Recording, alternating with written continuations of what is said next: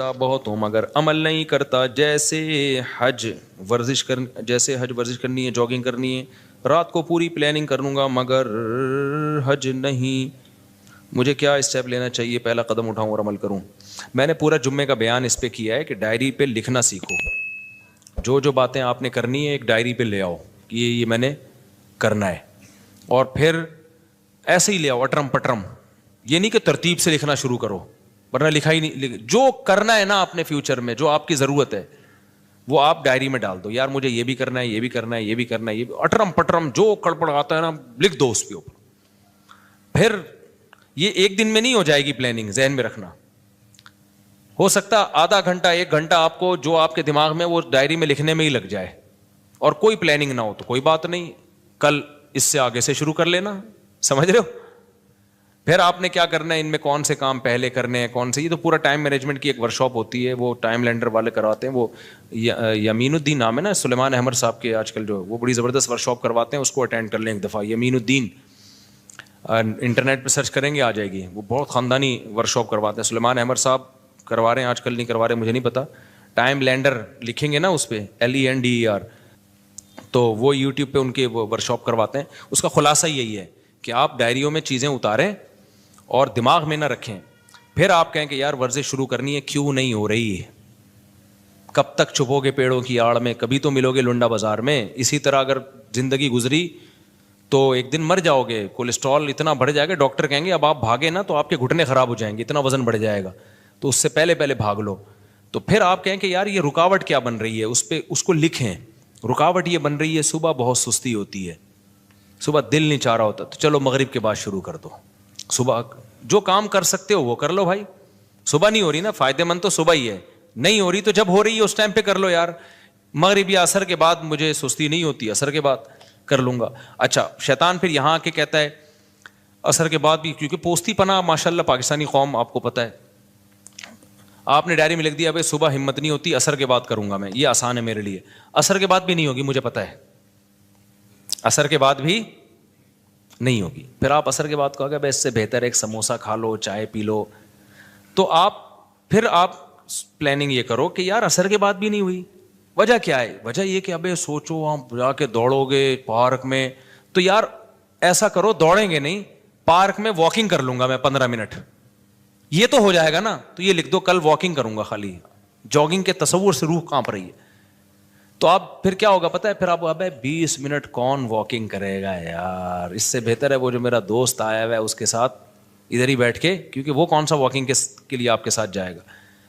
تو پھر آپ نے کیا کرنا ہے یار, 15 منٹ بھی نہیں ہو رہی نا, ایسا کرو پارک کا ایک چکر لگا کے آ جاؤں گا بس. تو جو ہو رہا ہے نا وہ کر لو. اس کا فائدہ یہ ہوگا کہ اگلے دن آپ کے اندر اس سے زیادہ کی صلاحیت پیدا, بولو. میں نے 20 دفعہ تجربہ کیا ہے, میرا جاگنگ کا بالکل دل نہیں چاہ رہا ہوتا تھا, بعض دفعہ بھائی یار سستی ہو رہی ہے, جوتے پہن کے میں نے ارادہ کیا میں جاؤں گا پارک میں نا, جاگر پہن کے گیٹ کو ہاتھ لگا کے آ جاؤں گا بس. آج چونکہ ایسا ہوتا ہے بعض دفعہ موڈ ہی نہیں ہو رہا ہے یار, سستی, اور کوئی وجہ نہیں ہوتی, وہ ویسی سستی. انسان کے ساتھ یہ حوال ہوتے ہیں, ہر ایک کے ساتھ ہوتے ہیں. تو میں نے تجربہ کیا ہے, شوز پہن لو بس آپ, اور بولے میں پارک کے گیٹ کو ہاتھ لگا. لیکن اب آدمی وہاں جاتا ہے تو کہتا ہے چکر لگا لو یار, کر لو بھائی, ٹھیک ہے نا. جم کبھی کبھار جانا ہوتا ہے, ہم جاتے بھی نہیں پابندی سے, لیکن جس دن اسکیجول میں ہوتا ہے کہ آج جانا ہے, بہت یہ سب کام نا نوجوانوں کے شروع کے بڑے جوش ہوتے ہیں. میں نے دیکھے بڑے لڑکے آتے ہیں جم جا رہے ہیں, اور اسپیڈ بریکر بنا لیا نا بہت سارے یہاں پہ, تو 4-6 دن کے بعد پھر سستی شروع. اصل میں وہ ٹائم ہوتا ہے کہ اب آپ نے اس کام کو کنٹینیو کرنا ہے یا نہیں کرنا. تو زیادہ کے چکر میں تھوڑا مت چھوڑو, تھوڑا سا کرو گے تو آپ کو وہیں موٹیویشن مل جائے گی. کئی دفعہ ایسے ہوا ہے, میں جم گیا, میں نے کہا بس ایک دفعہ نا وہ یوں پلی کھینچ کے آ جاؤں گا, میں آج ہمت نہیں ہو رہی. لیکن جب آدمی جاتا ہے تو آدمی کہتا ہے یار پراپر پوری ایکسرسائز کرو جو آپ کا معمول ہے. تو سستی کا علاج یہ ہے کہ شیطان آپ کو بیوقوف بناتا ہے کہ یہ کام بہت مشکل ہے. آپ شیطان کو ٹوپی کراؤ, آپ بولو میں کون سا پورا کام کر رہا ہوں بھائی, میں تو گیٹ کو ہاتھ لگا کے واپس آ رہا ہوں. بچپن میں گھنٹی بجا کے بھاگ جاتے تھے نا, تو پارک کی گیٹ کو ہاتھ لگا کے واپس آ جائیں گے.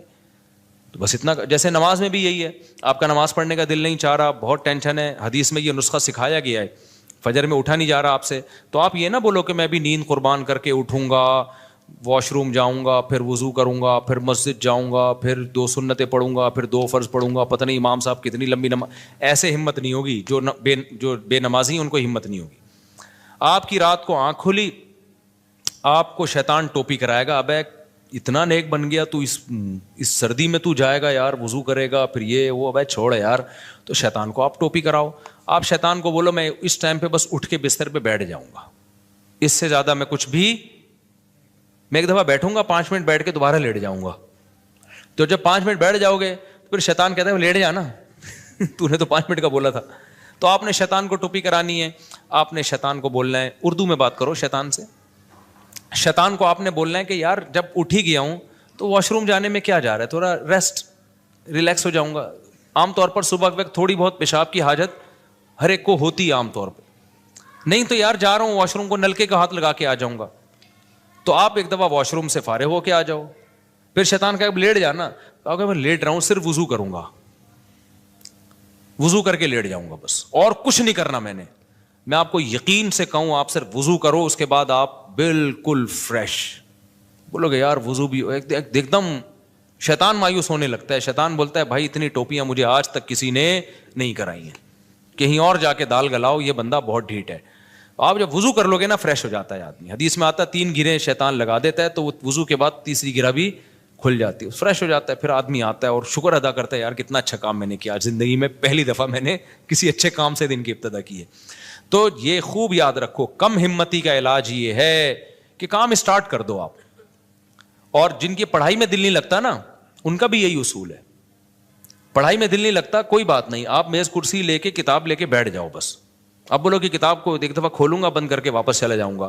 میں یقین سے کہتا ہوں جب آپ بیٹھ جاتے ہو نا, کتاب کھول دیتے ہو, اور قریب کی نظر کمزور ہے تو چشمہ بھی لگا لیتے ہو, تو بس آدھے سے زیادہ کام ہو گیا. تو یہ جو سوچتا ہے نا کہ میں یہ کر لوں گا, میں یوں کر لوں گا, اتنا نہیں. ہم لوگ بہت سست لوگ ہیں, ہم لوگ کو بہت زیادہ آگے جانے کی ضرورت نہیں ہے. آپ پلان بڑے بناؤ, لیکن اس کی جو کام کی ابتدا ہوگی نا وہ اسی سے ہوگی. جاگنگ نہیں ہوتی واکنگ کر لو, واکنگ نہیں ہوتی پارک کے گیٹ کو ہاتھ لگا کے واپس آ جایا کرو روزانہ, لیکن اس کو پابندی کرو. پھر یہ بھی نہیں ہوتا تو تھوڑا سا گلی میں یوں تھوڑا سا نکلے, پارک کی طرف جا کے واپس آ گئے. یہ بھی نہیں ہوتا تو شرم سے ڈوب کے مر جاؤ.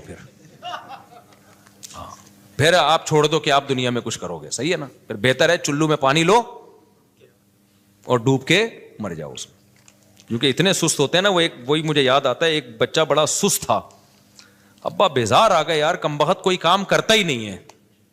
تو ابا ایک مشین لے آئے. ابا نے کہا بیٹا میں نے تیرے کام آسان کر دیے, بٹن دبائے گا جو کام کہے گا وہ ہو جائے گا. بٹن دبا دیا روٹی آ جائے گی, بٹن دبا دیا کپڑے آ جائیں گے.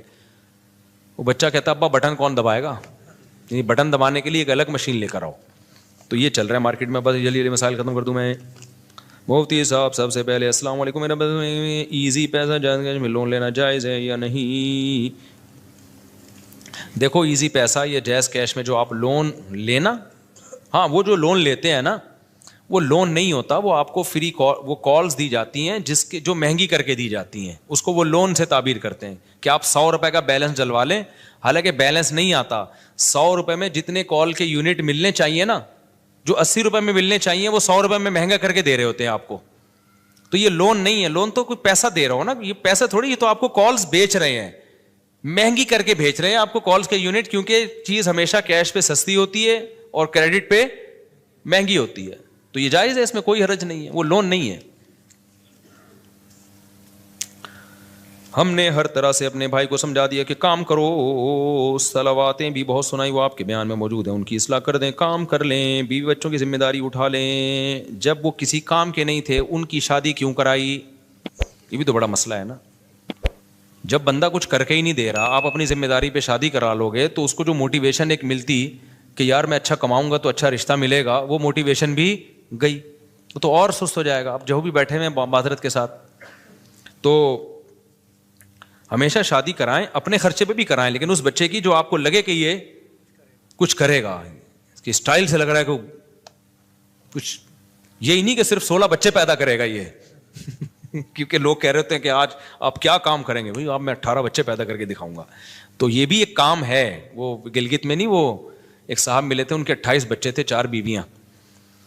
تو میں نے ان سے پوچھا آپ کیا کرتے ہیں, یعنی اس کے علاوہ اور کیا کیا کام ہیں آپ کے. پھر انہوں نے بتایا کہ میں یونیورسٹی میں پڑھاتا ہوں, عالم بھی ہیں, مسجد کے امام بھی ہیں, یونیورسٹی میں بڑے بہت سارے کام کر رہے تھے. میں نے کہا یار یہ تو اس کے علاوہ بھی آپ اتنے ماشاء اللہ کام کر رہے ہیں, تو خالی یہ نہیں کرنے, دوسرے کام بھی کرنے ہیں. تو ہم جو فیملی پلاننگ کے خلاف ہے نا, تو خلاف کا یہ مطلب نہیں ہے کہ صرف یہی کام کو فوکس کریں, آپ نے دوسرے کاموں کے ساتھ نسل کو روکنا نہیں ہے. جتنی اللہ اولاد دے دے تو لے لینی ہے وہ اولاد, اس کے بڑے فائدے ہیں. اچھا بھائی صلوات ہیں, کام نہیں کرتے. بھائی دیکھو اس طرح کے جو لوگ ہیں نا یہ واجب الچترول ہوتے ہیں.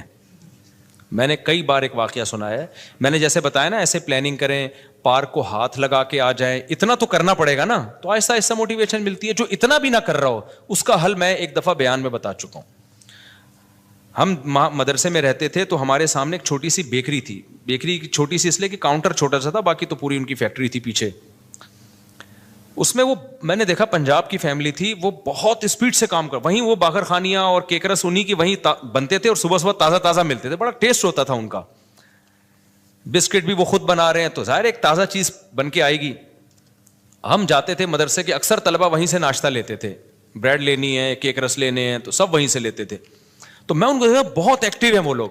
پنجاب کے لوگ آپ کو پتا ہے ویسے بزنس میں ایکٹیو بہت ہوتے ہیں, سست نہیں ہوتے وہ لوگ. تو اب وہ ٹھگا ٹھگ باہر خانی, بھائی 20 روپے کی چاہیے, ٹھگا ٹھگ ایک دم لائے, پیسے لیے, ایسے اسپیڈ میں کام کر رہے ہوتے تھے. اب جو لوگ تاجر ہوتے ہیں نا, ان کا جب بزنس بڑھتا ہے تو اپنے بچوں کو بھی بلانا شروع کرتے ہیں. تو میں نے دیکھا کہ ان کا جو ہے نا 18-20 سال کا ایک لڑکا پنجاب سے انہوں نے بلا لیا کہ چل بھائی تو بھی آ جا بیکری میں ہمارے ساتھ. وہ آ گیا, وہ اس طرح کا عادی نہیں تھا. اب ہم نے اس سے, میں نے باخر خانی مانگی, یار 2 باخر خانی لا دے. وہ جا رہا ہے کھجاتا ہوا نا یوں کر کے, ایسے جا رہا ہے, یوں کھجا رہا ہے, چلتا ہوا جا رہا ہے, لا کے دے رہا ہے. وہ اس کو کہہ رہے ہیں بیٹا بیٹا بیٹا کر کے بات کریں, بھائی تھے اور والد ہوگا ان کا, کہ بیٹا ذرا کسٹمر کھڑا ہوا ہے, ایسے بزنس نہیں ہوتا, ایسے تم جا رہے ہو باتیں کر, کسٹمر آ رہا ہے نا تو کوئی باتیں کر رہا ہے تو کسٹمر سے باتیں کرنے میں لگ گیا وہ. تو وہ میں نے دیکھا پورا ہفتہ تقریباً وہ یہی ڈھیلا پن, اور وہ بار بار اس کو ڈانٹیں, یار تو کیا کر رہا ہے بیٹا, ایسے نہیں ہوتا بزنس, بزنس میں بہت ایکٹیو رہنا پڑتا ہے, ٹھگا ٹھگ نمٹاؤ لوگوں کو. بات اس کو سمجھ میں نہیں آئی. ایک دن میں آیا تو میں نے دیکھا وہ بھی اسی اسپیڈ میں ٹھگا ٹھگ آ رہا ہے, جا رہا ہے, ایسے نا بالکل. تو میں نے کہا یار یہ کیا ہو گیا. پتا چلا کہ جی ان کی فیملی میں یہ رواج ہے کہ شروع میں اس طرح محبت سے سمجھاتے ہیں, نہیں آئے تو کمرہ بند کر کے نا طبیعت سے چترول لگاتے ہیں. تو غالب گمان قریب یقین ہے پرانا قصہ ہو گیا, مجھے پوری تفصیل یاد نہیں, اس کو بھی طبیعت سے انہوں نے دھویا ہے کہ تجھے 1 ہفتے سے سمجھا رہے ہیں بھائی یہ کاروبار کا طریقہ نہیں ہوتا. رڑتا جا رہا ہے, وہاں جا کے پھر باتیں کر رہا ہے, پھر کبھی کسی سے, اس کو موبائل تو تھا نہیں, کبھی کسی سے باتیں کر رہا ہے. موبائل ہوتا تو پھر تو بزنس تو بالکل ہی ختم, ٹک ٹاک پہ ویڈیوز دیکھ رہا ہوتا بیٹھ کے. تو وہ طبیعت سے, ان کا رواج خاندان میں پنجاب میں ہوتا ہے, اب بھی ہوتا ہے, طبیعت سے دھو دیا نا اس کو, اس کے بعد ٹھگا ٹھگ. تو یہاں کوئی بیٹھے ہوئے ہیں بہت معذرت کے ساتھ, تو جو اس طرح کا سست ہونا, تبھی یہ بڑا بھائی اور باپ بہت بڑی نعمت ہے. یہ جو موٹیویشنل اسپیکر سے جو چیز نہیں, اچھا یہ موٹیویشنل اسپیکر جو ہوتے ہیں نا, جو بتا رہے ہوتے ہیں ایکچولی ہم نے اسٹرگل, ان کی بھی پیٹے ہوتے ہیں بچپن میں, ابا نے پیٹا ہوتا ہے ایک دفعہ طبیعت سے تو ٹھیک ہو گئے تھے, تو وہ پٹنے کا واقعہ نہیں بتا رہے ہوتے, یہ بتاتے ہیں ایکچولی ہمیں یہ اسٹرگل کی ہم نے, قوم سست ہے, اس میں کوئی اسٹرگل والا اس ماحول میں پیدا, میں خود بھی پٹا ہوں, صحیح ہے نا, جو میں آج باتیں کر رہا ہوں بیٹھ کے, میں بھی بڑا سست تھا, کام ہی نہیں ہوتے تھے, سستی, اسکول نہیں جا رہے, ابا لاتے تھے پائپ پکڑ کے کوڑ دیتے تھے, تو 1 ہفتے کا تک الحمدللہ انرجی پیدا ہو جاتی تھی, 1 ہفتے تک ہم بالکل فٹ فار. پھر آہستہ آہستہ ڈھیلا پن آنا تھا, پھر ابا ایک دم چترول لگا دیا کرتے تھے, کبھی بھائی لگا دیتے تھے. مجھ سے تو ٹی کی ڈنڈی نہیں لکھی جاتی تھی اوپر. میں نے ایک واقعہ سنایا نا, میں انگلش میں ایک ورڈ لکھ رہا ہوں تو اتنی سستی سے لکھتا تھا, سستی اصل میں بائی نیچر سستی نہیں تھی, مجھے کھیل کود کا دل چاہتا تھا, پڑھائی میں سستی تھی, میرا دل چاہتا تھا ادھر بھاگنے دوڑنے میں ہم لگے, تو میں نے ٹی لکھا ہے سستی میں اوپر کا نا, وہ ڈنڈی نہیں ڈالی یہ والی, خالی یہ والی ڈنڈی ڈالی. تو ایسے میں لکھ رہا ہوں اور اوپر سے ڈنڈیاں چھوڑ رہا ہوں, تو مجھے یاد ہے ایک زوردار چماٹا آیا نا, غیبی چماٹا آیا, ایک دم میں ہل گیا. تو میرے بڑے بھائی نے لگایا تھا تھپڑ, انہوں نے بولا یار تم اتنا کیا لکھو, تمیز سے تو لکھو, ٹی کی ڈنڈی تو ڈالو. اس کے بعد سے آج تک اس واقعے کو میرا خیال ہے یہ 80s کا واقعہ, میں بہت چھوٹا تھا اس وقت, 87 یا 88 کی بات ہوگی. 88 بہت ونس اپون اے ٹائم, اتنا پرانا تو میں لگ بھی نہیں رہوں گا آپ کو. تو 88 کی بات ہوگی. اس کے بعد سے آج تک سب کچھ بھول سکتا ہوں. جب میں ٹی میرے بھائی بھی یہ واقعہ بھول گئے ہوں گے, جب بھی میں ٹی لکھتا ہوں نا, اوپر کی ڈنڈی آج تک میں نے کبھی نہیں چھوڑی. ہو سکتا ہے کوئی لفظ لکھ رہا ہوں اسپیلنگ غلط لکھ دوں, میں 2-3 الفابیٹ ہی چھوڑ دوں, لیکن جہاں ٹی آئے گا تو پورا آئے گا, اس کے اوپر کی ڈنڈی کبھی بھی. تو کچھ چیزیں ہوتی ہیں جو گھر میں بہت سست ہو نا, ہل کے نہیں دے رہا ہو. آپ نے موٹیویشنل اسپیکر بھی سنا دیے اس کو, سب کی تقریریں سنا دی, ہماری تقریر پھر بھی تو بہترین ہے. ایک دفعہ اس کو طبیعت سے دھو ڈالو, انشاءاللہ سیٹ ہو جائے گا. لیکن آج کل بچے بدتمیز اتنے ہو گئے ہیں, بڑا بھائی ڈانٹ دے تو وہ آگے سے جواب دے دیتے ہیں, باپ ڈانٹ دے تو آگے سے جواب دے دیتے ہیں. تو اس بدتمیزی والے ماحول میں تو پھر تربیت نہیں ہو سکتی بھائی. تو اس لیے کہتے ہیں پہلے بچوں کو تمیز سکھاؤ, بعد میں باقی چیزیں سکھاؤ. ہر طرح بھائی کو سمجھایا, وہ بھائی بیچارہ اللہ خیر کرے. آپ نے پچھلے جمعے میں کہا تھا میں پہلے خود کو اسٹیبل کرنے کا ہدف بناؤ, پھر بعد میں ماں باپ کو حج کروانا. اگر ایسا کریں گے تو اس سال حج کا سیزن چلا جائے گا. تو چلا جائے بھائی. ایک صاحب نے مجھ سے پوچھا کہ میرے پاس پیسے نہیں ہیں تو میں ہدف ایک ویژن بنا رہا ہوں کہ ماں باپ کو حج کراؤں. ان کو میں نے کہا تھا آپ غلط چیز کو ویژن بنا رہے ہو. آپ ویژن بناؤ کہ میں پہلے اسٹیبل ہو جاؤں, میں پیسہ کما لوں. تو اس کے طریقے, جب پیسہ آئے گا تو پھر آپ نے دیکھنا ہے کہ اب آنے کے بعد کیا کیا کرنا ہے. اب کیونکہ اگر آپ نے حج کو ویژن بنایا اور آپ کے پاس پیسہ آیا اور آپ نے حج میں خرچ کر دیا, تو ہو سکتا ہے اس سے زیادہ ضروری چیزیں رہ جائیں. کل آپ لوگوں کے سامنے بھیک مانگ رہے ہو, حج تو حاجی تو ہو گئے آپ, تو پہلے تو ایک اسٹیبل تو ہو جاؤ نا. غریب آدمی پہ حج تھوڑی فرض ہے. اب غریب آدمی پلاننگ کر رہا ہو حج کی, تو پلاننگ میں پہلے یہ دیکھنا ہے کہ الاہم فالاہم, حج ہے ہر ایک پہ فرض. اگر ہر ایک پہ فرض ہوتا نا پھر آپ بناتے, یا جن پہ فرض ہو گیا وہ تو ضرور پلاننگ کریں حج کی, لیکن جن پہ حج فرض ہی نہیں ہے. ہمارے ایک جاننے والے ہیں, غریب آدمی, مجھے پتا ہے, بیچارے کی تھوڑی سی تنخواہ ہے اور ابھی اس کی عمر ہے آگے ترقی کرنے کی. اس نے اتنے سال پیسے جمع کر کے نا عمرے کے پیسے جمع کیے, بہت اچھا جذبہ تھا اس کا. میں نے کہا دیکھو آپ ابھی ایک غریب آدمی ہو اور آپ کی ابھی شادی ہوگی, آپ کے آگے اولاد ہوگی, اتنی مشکل سے آپ نے یہ پیسہ جمع کیا. عمرہ کرنا یقیناً بہت بڑی عبادت ہے, لیکن جتنی گنجائش ہے اس حساب سے آپ پلاننگ کرو نا. آپ تہجد میں کچھ فوکس کر لو, آپ کچھ صدقہ خیرات کر لو. عمرہ تو مالدار لوگوں کا کام ہے.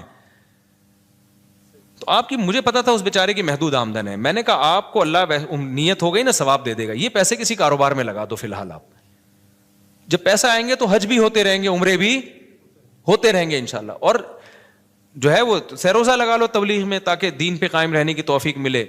تو عمرہ کرنے سے میں نہیں روک رہا آپ کو, لیکن میں روک رہا ہوں ایسی چیز سے. دیکھو اس کی مثال ایسے جیسے نبی کی خدمت میں ایک صحابی آئے سارا مال لے کے کہ سارا صدقہ ہے. آپ نے منع کیا کہ سارا صدقہ مت کرو. اب اشکال ہوا لوگوں کو, ابو بکر کا تو سارا مال قبول کر لیا. بھائی ابو بکر کا جو توکل ہے وہ لیول اور ہے, اور ہر ایک کا لیول توکل کا ابو بکر جیسا نہیں ہوتا. تو ہمارے نبی نے صحابہ کو سارا مال صدقہ کرنے کا حکم نہیں دیا, فرمایا اپنے گھر والوں کے لیے رکھو, کل مسائل آ سکتے ہیں, لوگوں کے سامنے ہاتھ پھیلانے پڑیں گے. تو اب آپ کی ارننگ بہت تھوڑی سی تھی, آپ نے اتنے پیسے جمع کر کے عمرے پہ خرچ کر لیے سارے. اس کے بعد کل آپ کے پاس حالات ایسے آ گئے, آپ لوگوں سے بھیک مانگتے پھر رہے ہو, تو عمرہ فرض تو نہیں ہے نا. تو اس لیے میں نے ان کو منع کیا. اب کوئی ہو سکتا ہے کوئی میری وہ بات کو سن کے بولے یار مفتی صاحب عمرے سے روک رہے ہیں لوگوں کو. عمرے سے نہیں روک رہے, ہمیں پتہ ہے اس بیچارے کی ابھی کم عمری ہے, یہ جذبہ اس کا اچھا ہے, لیکن اس میں وہ فقہی بصیرت نہیں ہے. کل اس کے حالات, کل ماں باپ اتنے تانے دیتے ہیں, آج آپ کے پاس پیسے نہیں ہیں تو ماں باپ کی آنکھوں کا تارا بھی وہی ہے. تہجد میں دعائیں بھی اس بچے کے لیے ہوں گی جو پیسے کما کے لا رہا ہو.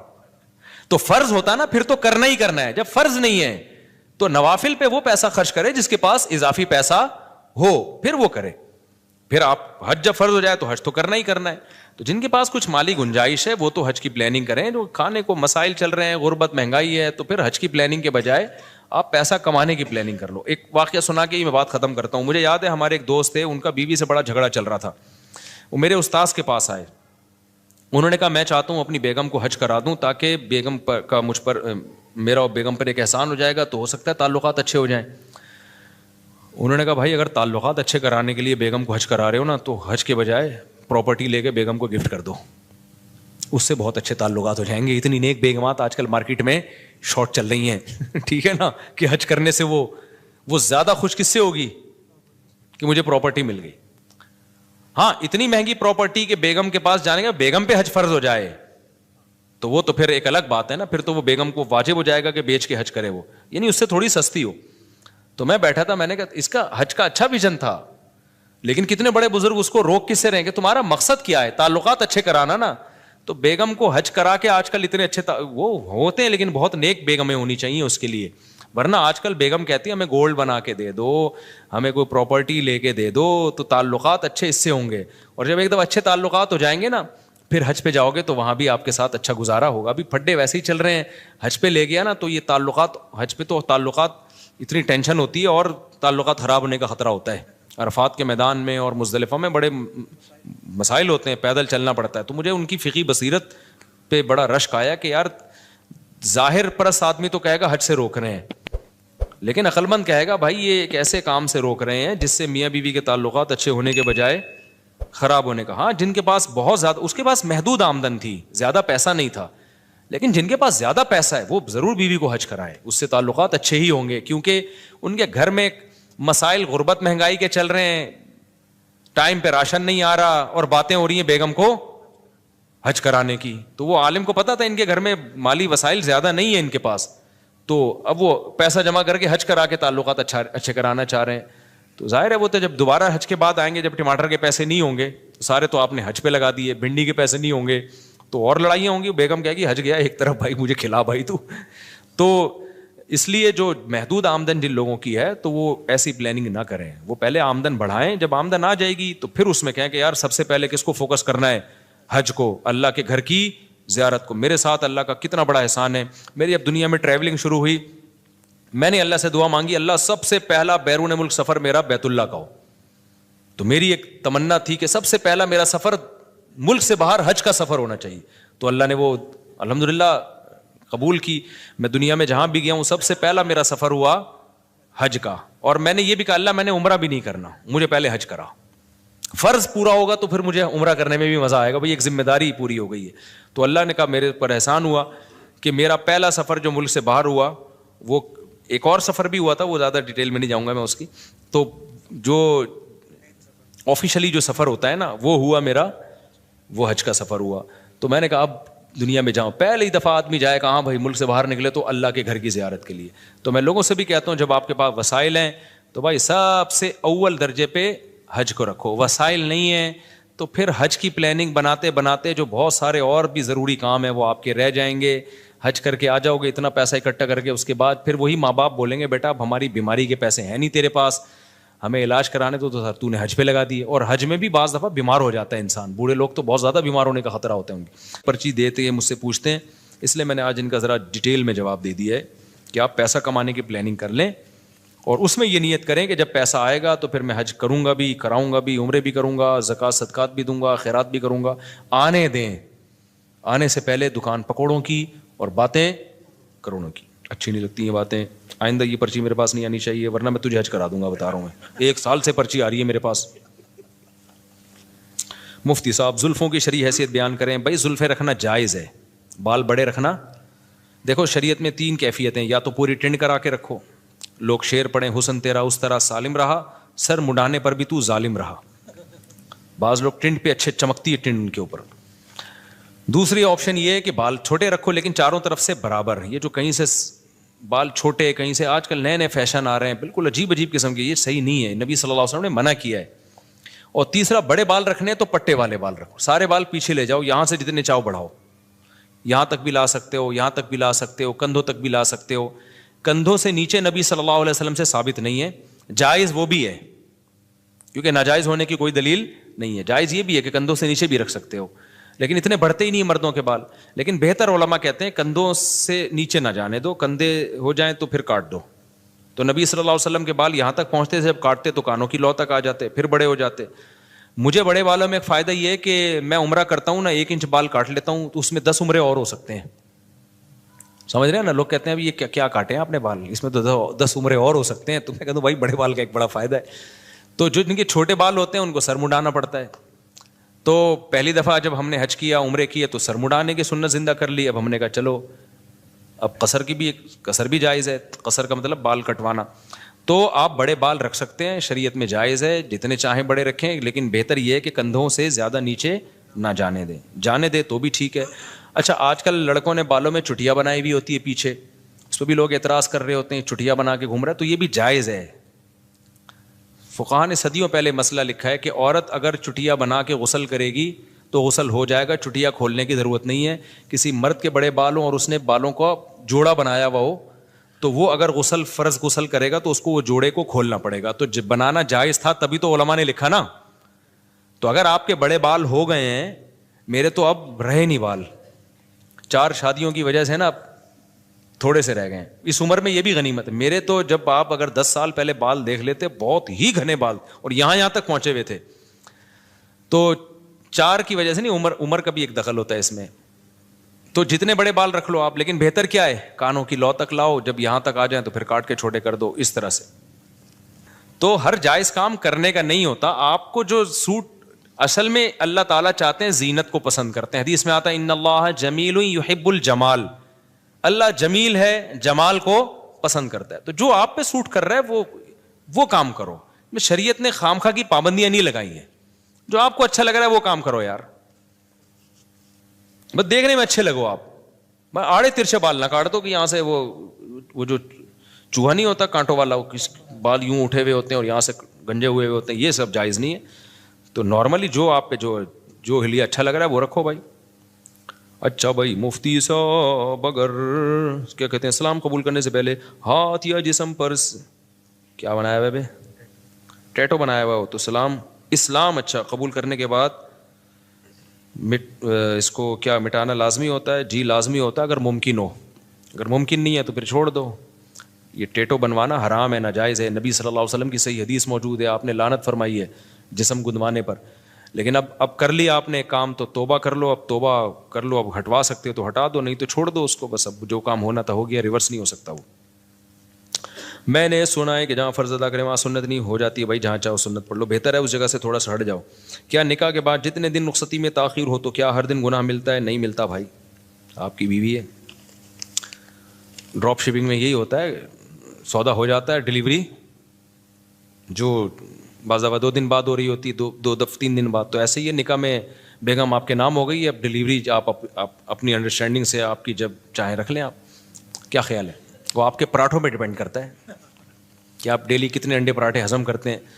تو جو جتنے زیادہ ہضم کرتے ہیں وہ چاہتے ہیں جلد سے جلد ڈیلیوری ہو, اور جو دھنیے پودینے پہ چل رہے ہیں وہ کہتے ہیں نہ ہی ہو تو بہتر ہے. 2 سال 3 سال پتہ نہیں بیٹھتے کیسے ہیں یہ لوگ. میں تو حیران ہوں یار, اللہ نے بیوی کو اتنا اٹریکٹیو بنایا ہے مرد کے لیے, عورت کو, کہ کیسے 1 سال رخصتیوں میں تاخیر کرتے ہیں لیکن ہماری سمجھ سے بالاتر ہے بھائی.